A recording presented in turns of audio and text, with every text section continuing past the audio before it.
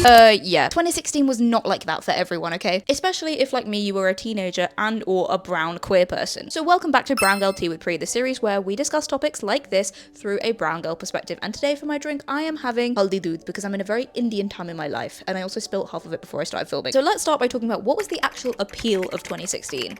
Why are people so eager to look back on that year in particular, and what's special about it? A cultural analyst that I love over on Instagram, Eugene Healy, broke it down best in this video. He said, "The purpose of nostalgia these days is not just to relive the past, it's a hope to rediscover an idea that current society seems to have lost." And he then goes on to argue that the idea that we have lost touch with in 2026 is that kind of hope core aesthetic and that kind of freedom of expression, especially on the internet, that came with millennial cringe that a lot of people used to make fun of a couple years ago. Like the idea of just posting a random picture for the sake of it on Facebook because you were just like, I'm just gonna put it out there. And he also argues this desire and the nostalgia for 2016 is because in our current society, there is a feeling of like constant observation that probably wasn't as prevalent. And interestingly, this New York Times article really affirms that point of view, where one of the interviewees was discussing social media and they said there wasn't so much pressure. You didn't feel like all the eyes of the world were watching you. You could just post whatever you wanted. You didn't care about the likes. And that makes a lot of sense because they also mentioned in this article that 2016 was the year that Instagram started testing a non-chronological feed. In case you weren't around for that time or you just need a reminder, social media at that time was a lot less algorithmic. You saw content from people you were following in a chronological order. Doesn't that sound magical? And when you think about the core of where this nostalgia is coming from, it's arguably people in my generation, Gen Z, but who are slightly younger than me and didn't experience it. So of course, they're nostalgic for a time where things felt a lot more linear. And obviously, social media is a reflection of society. It's like built into our society now as it has been. And therefore you could argue the fact that like we still had a chronological feed up until 2016 is a lot of that younger Gen Z's desire for some sense of linearity. Is that a word? Basically just like less of a sense of chaos. And I think, yes, this makes a lot of sense on paper. Interestingly, despite the terrible political climate and all of these terrible things that were happening in 2016, it felt like there was a momentum for change and there was the start of a lot of things and the increase of a lot of things, particularly representation. I found this very interesting article actually from Melinda Lowe, who charted the LGBTQ plus representation in YA books. And you can clearly see that 2015 and 2016 were the years that output from publishers spiked. And particularly when it comes to South Asian representation as well, I feel like that was the time where people actually started to understand the value of having people of colour on screen. Like we got Riz Ahmed on screen in the UK, we got Man Like Mobeen, which then absolutely skyrocketed that actor's career. And then while you had this momentum, arguably you also had the peaks, or like what people consider to be the peak of a lot of pop culture moments. And I found this so interesting when I was doing my research. YouTube put out this poll that asked users when the best era of YouTube was, and as you can see, 2016 was the winner. Now, in case you can't tell from just my vibe in general and the fact that I use Dan and Phil beats in 90% of the background of my videos, I love Dan and Phil. And of course, 2016 was the year of Tatanov. And whilst some people might argue that the fandom was its own contained weird bubble on the internet because that wasn't normalized yet, I feel like Tatanov represented the monetary value that people saw in YouTube. People were starting to take their audiences offline in 2016 and being like, hey, this YouTube thing, we can not only get monetized through it, but actually there are real people that we can bring together and bring in a room and bring together for a project. Also, I feel like Dodie and like her vlogs really hit like peak era at that time as well. Dodie Yellow was a huge thing at that time too. Plus, something no one else, I guarantee no one else has mentioned, button poetry was the shit in 2016. I remember seeing button poetry quotes everywhere on the internet in 2016. That might have been because I was making them, but that's none of my business. In case you don't know what button poetry is, I'll leave it in the description, look it up. And I feel like in pop music as well, there were so many bangers. You had Beyonce's Lemonade, you had Dangerous Woman by Ariana Grande. Did I listen to a lot of it? No. because look at me, but am I mentioning it anyways? Yes. 2016, I feel like, was also the time where K-pop really started coming on the scene as well. It was just before BTS started going on TV shows in the US, and they were also picking up momentum. Blackpink was really big at the time as well. And again, I understand people were probably really nostalgic for a time, you know, before Spotify existed, before music was just served to us through social media, through TikTok. However, you know what's coming. We now need to talk about what we are forgetting from 2016. And oh boy, have I been waiting to say some shit. Now, the aesthetics and the music of 2016, I feel like also went hand in hand. It was the idea of like having Beyonce or Selena Gomez on in the background with like palm trees with a visco filter put on top, and maybe like Jacob Sartorius, because why not? But I want to say the aesthetics and the music that everyone loved of 2016 was also the height of cultural appropriation. Like, if we take Coldplay's Hymn for the Weekend, who remembers this one?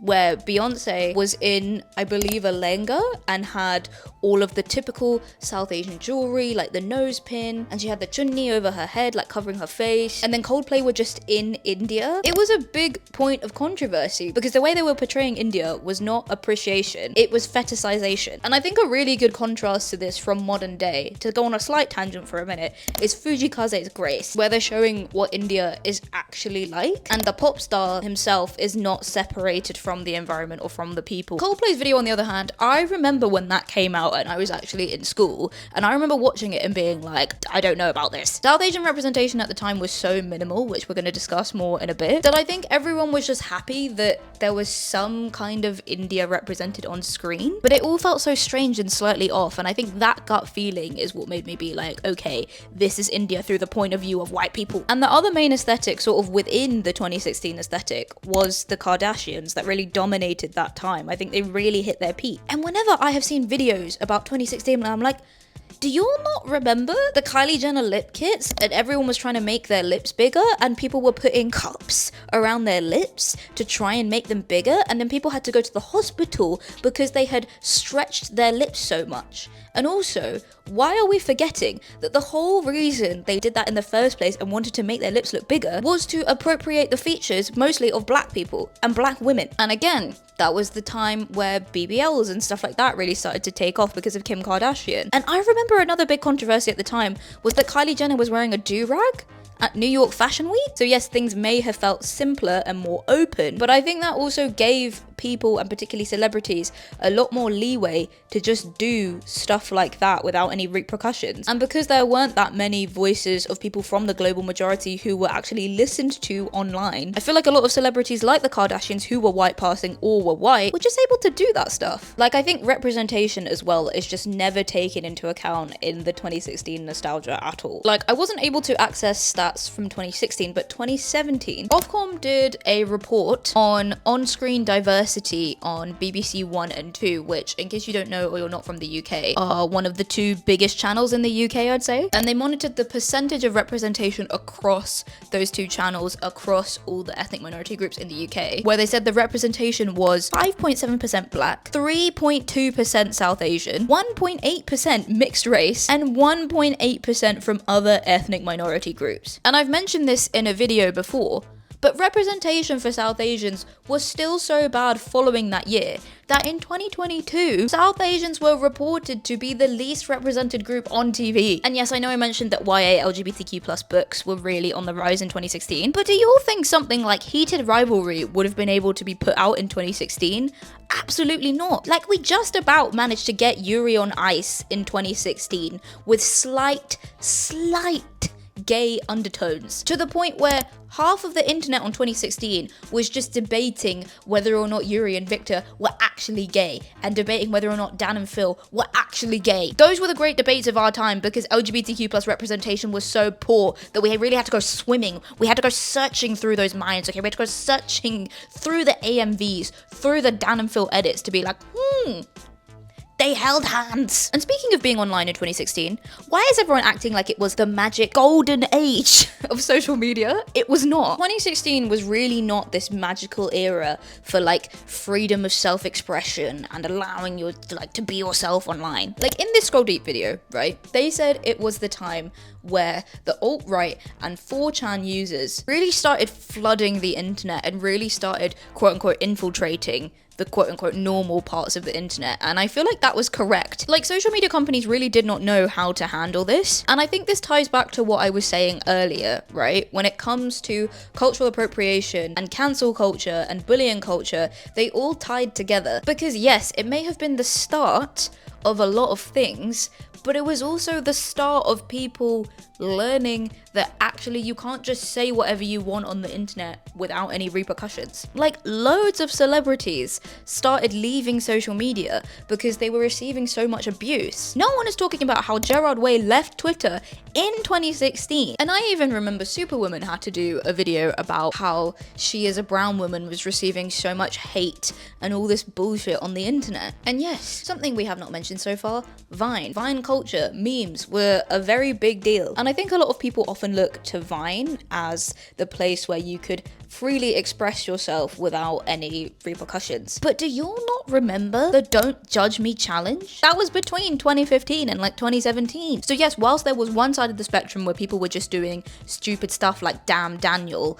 and because it all still felt so fresh and new, people would just end up being able to go on Ellen because they made a meme. The opposite end of the spectrum were influencers doing the Don't Judge Me challenge because empathy was incredibly lacking online. Like, the critical thinking skills were in the toilet from day one. And I feel like because it reflected the polarization of all the political stuff that was happening at the time with Donald Trump and Brexit, like, it was the start of cancel culture. But I think because so many Gen Zers, particularly my age, were online and we were still very young, there was this interesting weight that was put on our shoulders to have to start thinking critically and calling stuff out. Like, I remember off the back of the internet at that time having to like try and explain fake news to my parents, but then like being within those fandom cultures and then seeing like a homophobic comment under like a Yuri on Ice video, for example, and then like getting down in the comments and being like, you can't be homophobic, leave Yuri and Victor alone. And now we finally come to looking at 2026.